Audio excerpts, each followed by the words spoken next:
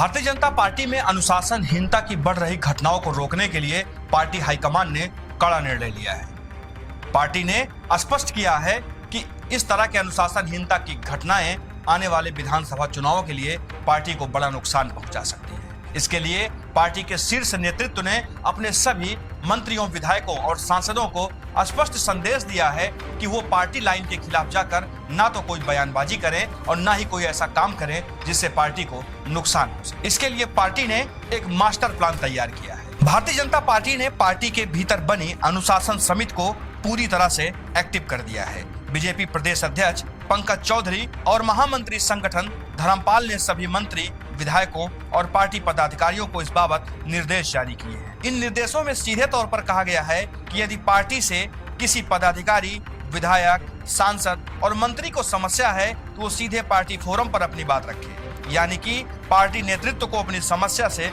अवगत कराए, न कि सीधे सार्वजनिक रूप से बयानबाजी और विवाद करके। पार्टी हाईकमान ने यह भी कहा है कि बीजेपी के जो सहयोगी दल हैं उनके नेताओं या पार्टी के बारे में कोई टिप्पणी सीधे सार्वजनिक तौर पर न करें। अगर कोई समस्या है उसकी शिकायत पार्टी फोरम पर की जा सकती है। उनकी समस्या का त्वरित निदान करने की पार्टी पूरी कोशिश करेगी। दरअसल पिछले दिनों जिस तरह से बीजेपी के विधायक और मंत्री अनिल राजभर ने सुभाषपा चीफ ओपी राजभर पर टिप्पणी की, उसके बाद ओपी राजभर ने प्रतिक्रिया दी, जिससे टकराव बढ़ गया और सोशल मीडिया पर यह चर्चाएं आम हो गई। इसके अलावा पिछले दिनों अयोध्या में केशव प्रसाद मौर्य के सामने जिस तरह से दो बीजेपी नेताओं की आपस में टकराव हुई, इससे भी पार्टी चिंतित है। महोबा में चरखारी के बीजेपी विधायक ब्रजभूषण राजपूत ने जल शक्ति मंत्री स्वतंत्र देव सिंह का काफिला सैकड़ों प्रधानों के साथ मिलकर रोक लिया।